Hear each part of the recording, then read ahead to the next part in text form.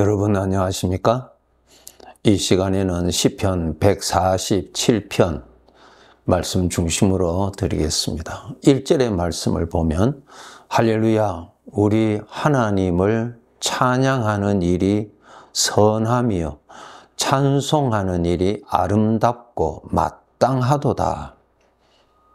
하나님을 찬양하는 것이 마땅하다. 그 말씀입니다. 왜 마땅한가? 2절부터 잘 나옵니다. 여러분, 우리 사람은 피조물입니다. 지음받은 자죠.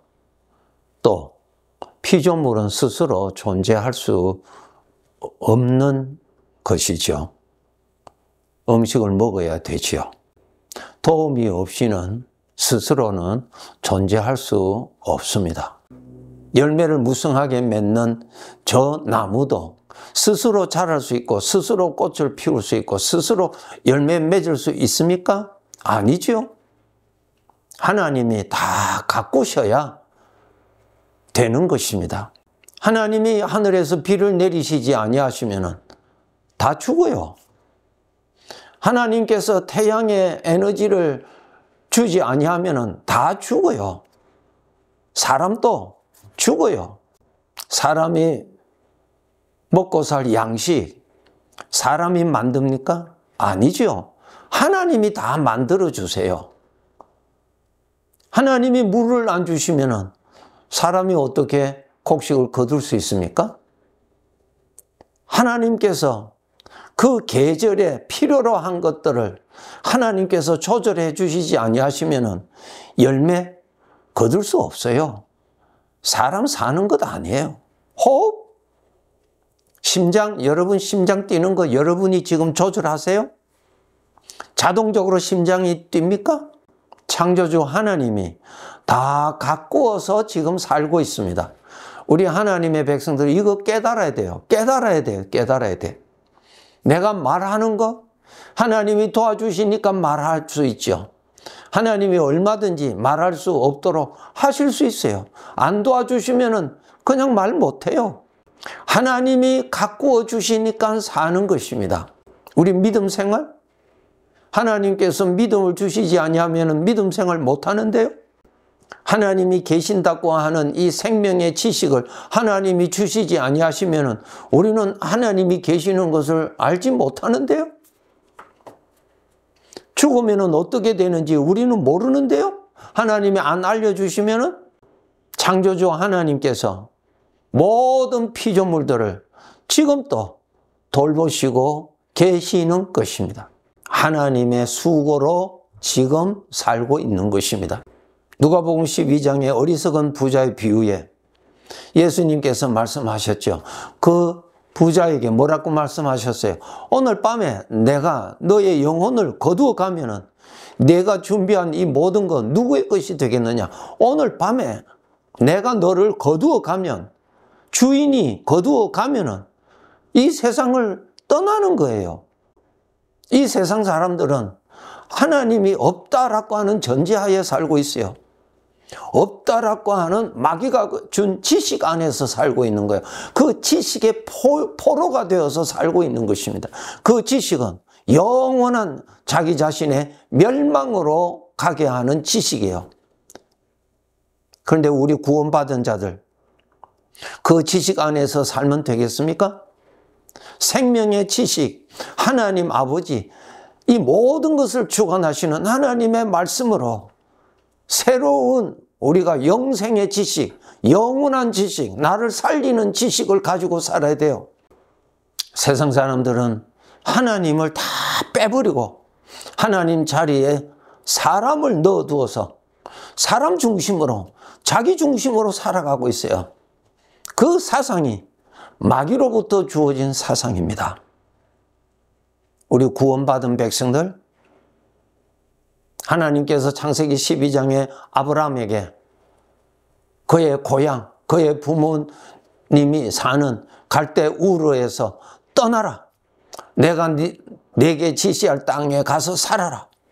그렇게 말씀하신 대로 이 사망의 지식, 이 사망의 지식을 떠나야 돼요. 벗어나야 돼요. 하나님을 따라 영원한 지식, 생명의 지식, 나를 구원하는 지식, 이 세상을 떠나면 나를 소망 있게 만드는 그 지식을 여러분 가져야 돼요. 예수님께서 말씀하셨죠. 내가 구원이다. 내가 길이다. 내가 생명이다. 나를 따라오느라. 나를 따라오는 것이 사망의 지식에서 빠져나오는 길이다. 나의 것을 믿어라. 나의 것을 누리라. 그것이 생명의 지식으로 살아가는 것이다. 우리는 피조물입니다. 매일매일 순간순간마다 나의 아버지 하나님께서 나를 돌봐 주시는 것을 알 줄 알고 거기에 대해서 느낄 줄 알고 거기에 대해서 감사할 줄 알고 그 은혜 안에 있을 줄 알아야 됩니다.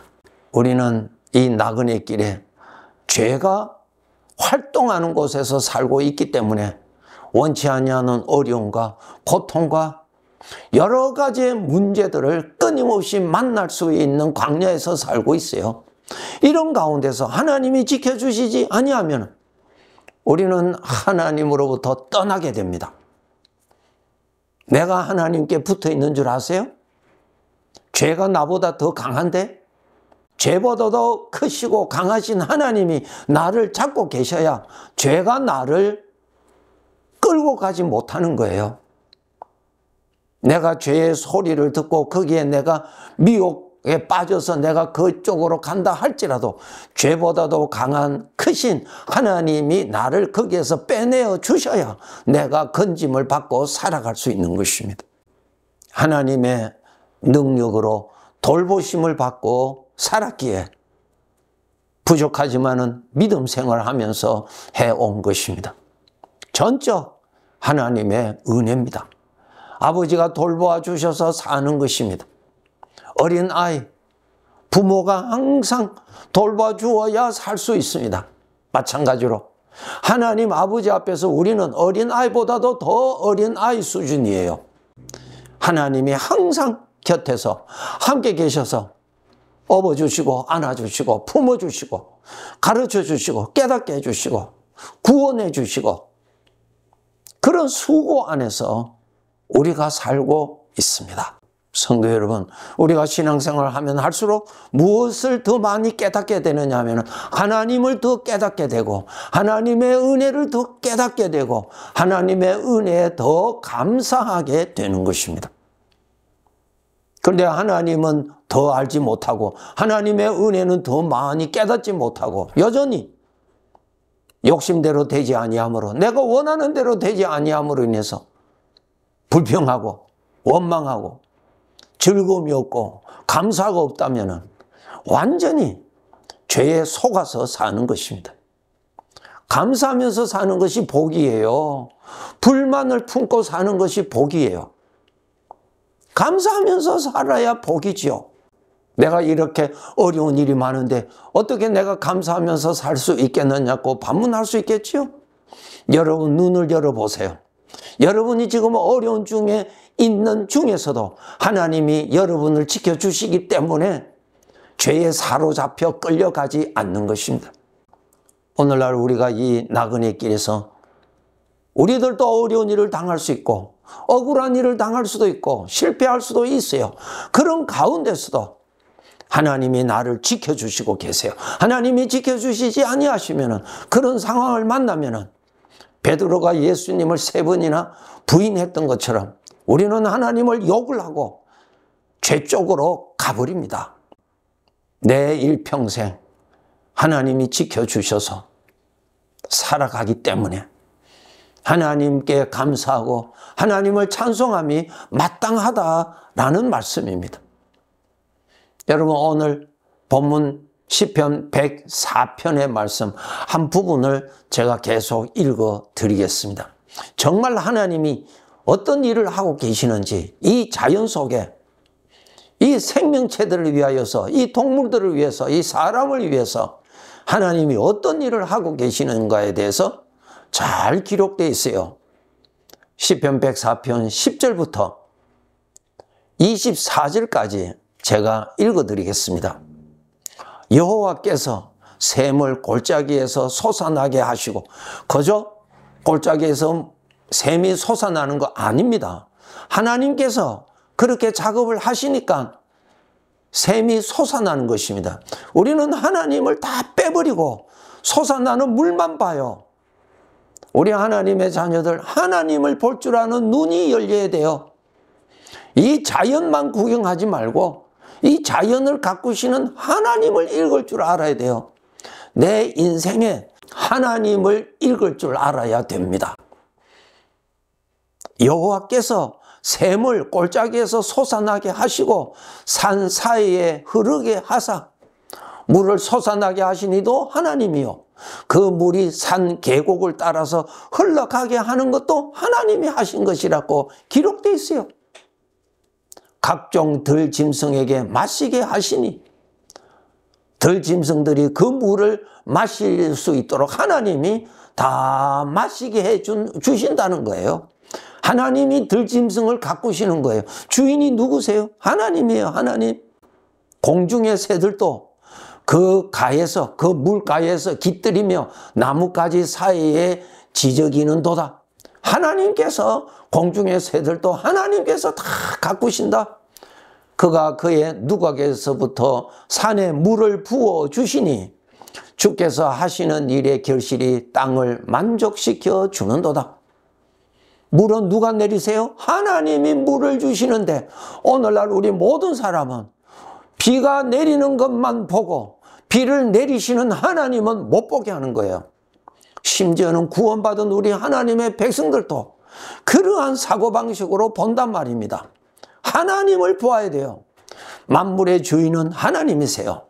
창세기 1장 가장 중요합니다. 하나님이 주인이시라는 거.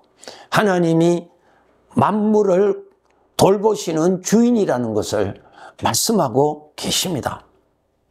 14절에 보면 그가 가축을 위한 풀과 사람을 위한 채소를 자라게 하시며 땅에서 먹을 것이 나게 하신다. 하나님께서 풀을 자라게 해서 짐승도 먹고 사람도 채소를 먹게 하고 땅에서 먹을 것이 나오도록 하나님이 다 하시는 거예요. 하나님이 다 먹이시는 거예요. 사람까지도. 사람의 마음을 기쁘게 하는 포도주와 사람의 얼굴을 윤택하게 하는 기름과 사람의 마음을 힘있게 하는 양식을 하나님이 주신다. 우리는 하나님을 다 빼버리고 눈에 보이는 것만 가지고 살 수 있어요. 얼마나 우리가 영적으로 어린 상태인가를 알 수 있어요. 하나님을 빼버려요. 하나님을 빼버려. 세상 사람들과 유사하단 말입니다. 하나님이 돌봐주셔서 살고 있습니다. 하나님께서 주시는 물을 먹고 마시며 살고 하나님께서 주시는 저 채소를 먹고 마시고 사는 것입니다. 하나님께서 다 먹이시는 것입니다. 17절부터 보면 새들이 그 속에 깃들이며 학은 잣나무로 집을 삼는도다.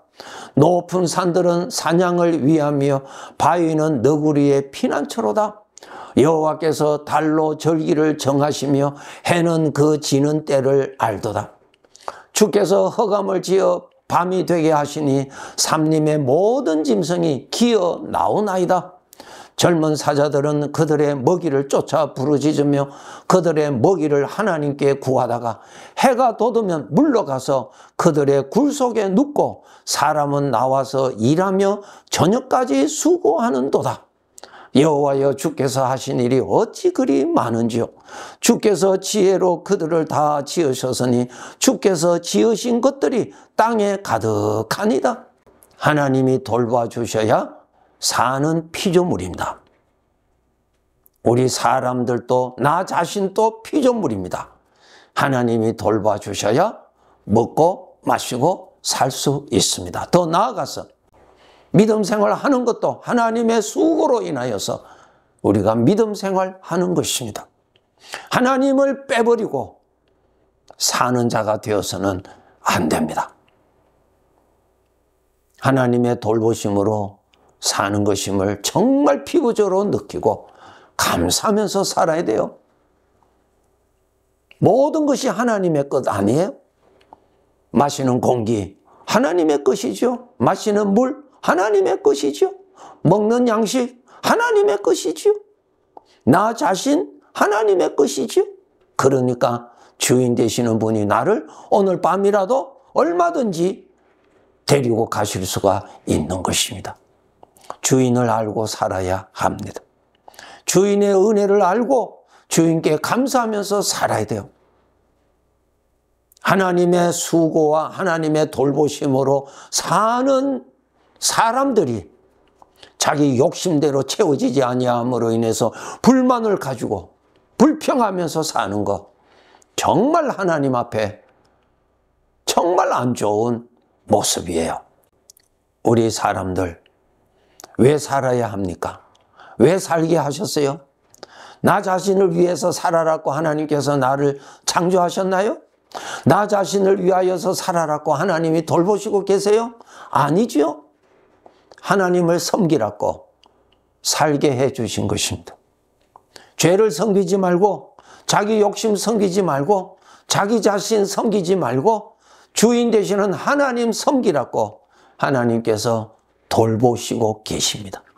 성도 여러분, 세상의 사상에서 더욱더욱 멀어지도록 노력하시고 하나님 안으로 더욱더 가까이 가서 생명의 지식을 가지고 반드시 장차 이루어질 것을 알고 노아와 같이 준비해야 할 방주를 준비하듯이 장차 주인이 나 자신을 거두어 가실 때에 주인 앞에서 칭찬받고 영원한 영광을 받을 그러한 삶을 더욱더욱 쌓아가야 할 것입니다. 네, 감사합니다.